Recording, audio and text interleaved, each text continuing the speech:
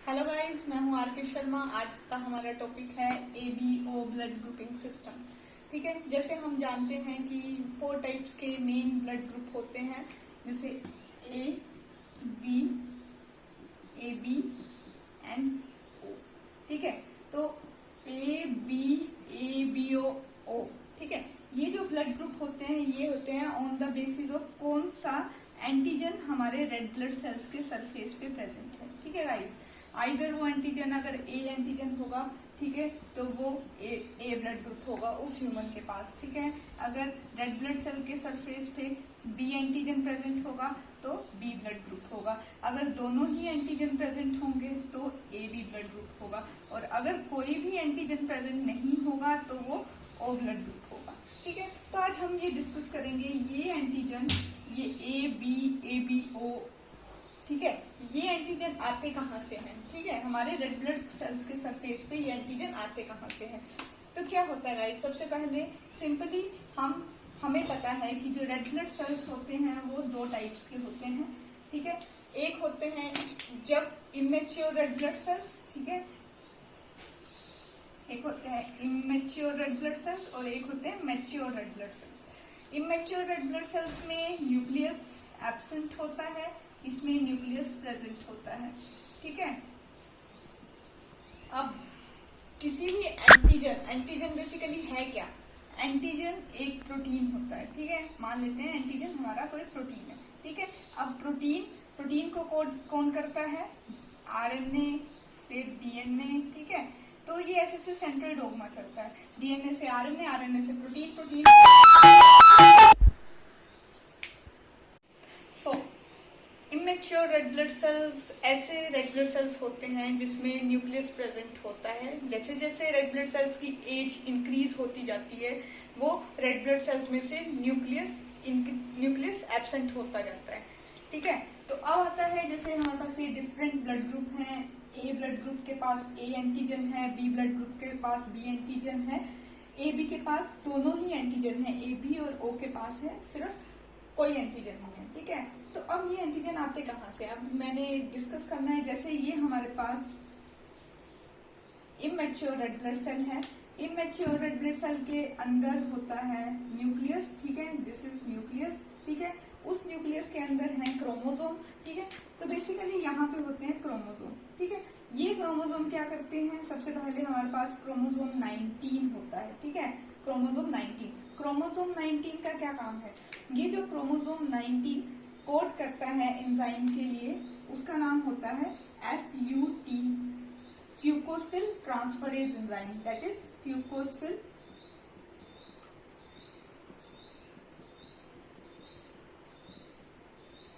Transferase enzyme. ठीक है guys, ये एंजाइम क्या करता है, सबसे पहले तो मेन बात होती है ये आपको जितने भी आपको रेड ब्लड सेल्स दिख रहे हैं इनके सरफेस पे एक ओलिगोसैकेराइड चेन होता है। ठीक है, आप इसको मान सकते हैं this is the oligosaccharide chain. ठीक है, मैं सिंपल शॉर्ट फॉर्म में लिख रही हूँ, ओलिगोसैकेराइड चेन पहले से होता है।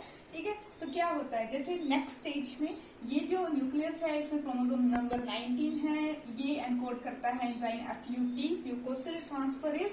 फ्यूकोसिल ट्रांसफरेज का एंजाइम होता है, इसका काम होता है कि फ्यूकोज जो शुगर है, ठीक है, उसको यहाँ पे मॉडिफाई करना। ठीक है, ओलिगोसैकेराइड की मॉडिफिकेशन करना। फ्यूकोसिल ट्रांसफरेज का काम है फ्यूकोज शुगर से ओलिगोसैकेराइड की मॉडिफिकेशन करना। अब क्या हुआ, ये देखिए, ये जो ओलिगोसैकेराइड चेन उसके साथ ये फ्यूकोज शुगर अटैच हो गई। अब ये जो होता है फ्यूकोज प्लस ओलिगोसैकेराइड चेन, ये मिलके बनाते हैं H सब्सटेंस। ठीक है, ये H सब्सटेंस, और इसको H एंटीजन भी बोल सकते हैं। चाहे कोई भी ब्लड ग्रुप हो, चाहे वो A हो, चाहे वो B हो, चाहे AB हो, चाहे O हो, इन सब के पास ये चीज प्रेजेंट होती है। ठीक है, ये जो होता है ये वाला सिस्टम इनके पास प्रेजेंट होता है, that is called H substance. Okay, अब आगे हम देखेंगे ये A ब्लड ग्रुप कैसे बनते हैं। बेसिकली क्या होता है, ये H सब्सटेंस की मॉडिफिकेशन से ही AB ब्लड ग्रुप बनते हैं। ठीक है, O के पास तो कोई एंटीजन नहीं होता, ये भी मैं बताऊंगी O के पास एंटीजन क्यों नहीं होता। सो गाइस, अभी हम नेक्स्ट देखते हैं।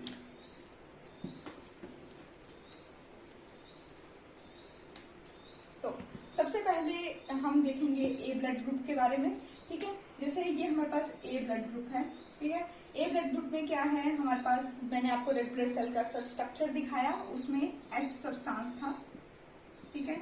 एच सब्सटेंस, इसको एच एंटीजन भी बोलते हैं। अब एच सब्सटेंस ये हमारे किसके ऊपर प्रेजेंट है, इमेच्योर रेड ब्लड सेल के ऊपर एच सब्सटेंस प्रेजेंट है। अब ये कैसे ए ब्लड ग्रुप को ए बनाएगा, बी को बी ब्लड ग्रुप बनाएगा, ए बी कैसे बनाता है ये सब कुछ, अब हम बताते हैं। जैसे यहाँ पे न्यूक्लियस है, न्यूक्लियस के पास अंदर कुछ क्रोमोसोम है, लाइक क्रोमोसोम नंबर 9। अब आप देख सकते हैं कोई भी न्यूक्लियस होगा, अब आप खुद बताइए गाइस कि जो क्रोमोसोम होता है उसके पास कितने, जो न्यूक्लियस है उसके पास कितने नंबर ऑफ क्रोमोसोम्स होंगे, 9। तो बेसिकली 2 होंगे, क्योंकि हमें पता है हमारी बॉडी में 46 क्रोमोसोम होते हैं, उसमें से 44 ऑटोसोम्स होते हैं, ठीक है। और जो बाकी जो रिमेनिंग होते हैं 2, उनको बोलते हैं allosome, that is the sex chromosome, ठीक है। तो ये क्रोमोसोम नंबर 9, ठीक है। अब ये जो क्रोमोसोम नंबर 9 होता है ये कोड करता है एन एसिटाइल ग्लैक्टोसामाइन ट्रांसफरेज, ठीक है। ये इस एंजाइम को कोड करेगा एन एसिटाइल ग्लैक्टोसामाइन ट्रांसफरेज को, और इसका काम होता है ये जो एच सब्सटेंस उसको मॉडिफाई करना, ठीक है। और यहाँ पे लग जाता है एन एसिटाइल ग्लैक्टोसामाइन ट्रांसफरेज, ठीक है। तो ये एन एसिटाइल ग्लैक्टोसामाइन ट्रांसफरेज जब ये कॉम्प्लेक्स बनता है पूरा का पूरा रेड ब्लड सेल के सरफेस के ऊपर, तो ब्लड ग्रुप, तो कौन सा ब्लड ग्रुप होता है, ए ब्लड ग्रुप, ठीक है। तो अब आप देख सकते हैं कि ए ब्लड ग्रुप पर कितना इंपॉर्टेंट रोल होता है। नेक्स्ट आता है हमारा B blood group. B blood group के केस में भी सेम, यहाँ पे कोई क्रोमोसोम है, ठीक है। जैसे ये समझ लो हमारे पास रेड ब्लड सेल है, यहाँ पे इसके पास, ठीक है, ये क्रोमोसोम है, सॉरी ये क्रोमोसोम है, ठीक है।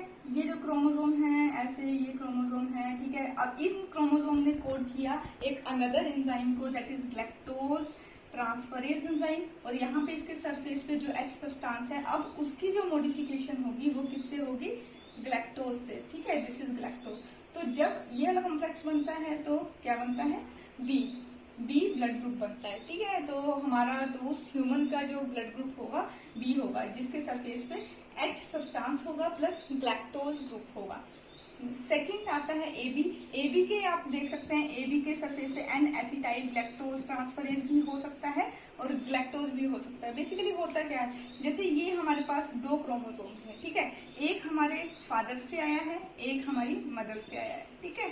तो अगर समझ लो फादर से जो जीन बन रहा है, जो जीन है, जीन एनकोड कर रहा है NAGT, ठीक है, एन एसिटाइल ग्लैक्टोज ट्रांसफरेज के लिए, तो हमारे पास जो ब्लड ग्रुप होगा वो ए होगा, ठीक है। और अगर जो मदर से आया है, फॉर एग्जांपल है, ठीक है, फादर से भी आ सकता है बी, ठीक है, तो वो अगर ग्लैक्टोज ट्रांसफरेज को कोड कर रहा है तो वो दोनों हो सकते हैं एंटीजन रेड ब्लड सेल के सरफेस के ऊपर, ए एंटीजन भी हो सकता है, बी एंटीजन भी हो सकता है।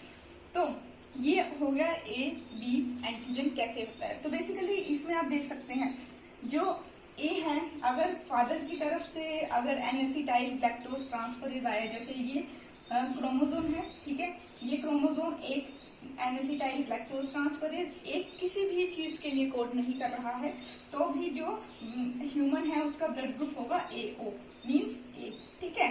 वैसे ही बी में भी यही होगा, तो उसमें BO होगा, ठीक है, मीन्स कि फादर अगर कोई भी उनमें से कोई एक ग्लैक्टोज ट्रांसफरेज के लिए कोड करेगा तो बी और ओ कुछ भी हो सकता है, ठीक है, BO हो सकता है, मीन्स जो O है that is recessive, B is dominant, ठीक है।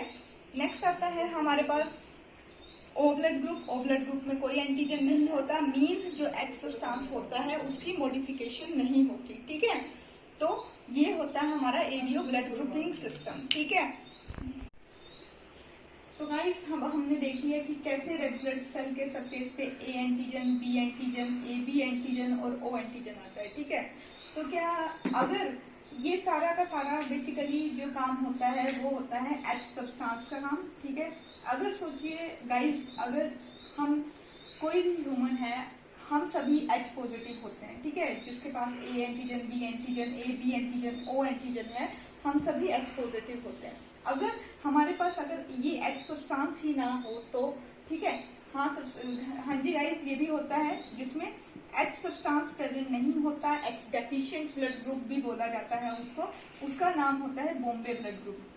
ठीक है गाइस, बॉम्बे ब्लड ग्रुप। ठीक है, इसको सबसे पहले जो बॉम्बे में एक पर्सन था उसमें इसको फाइंड आउट किया गया था। क्या हुआ था, ब्लड ट्रांसफ्यूजन के टाइम पे जब उसमें ब्लड ऐड किया गया, ठीक है, ब्लड डाला गया, ठीक है, तो अगर वो H नेगेटिव था, ठीक है, मींस उसमें H सब्सटेंस नहीं था, H नेगेटिव था, जो उसके ब्लड में कौन सी एंटीबॉडी थी, एंटी H एंटीबॉडी। ठीक है,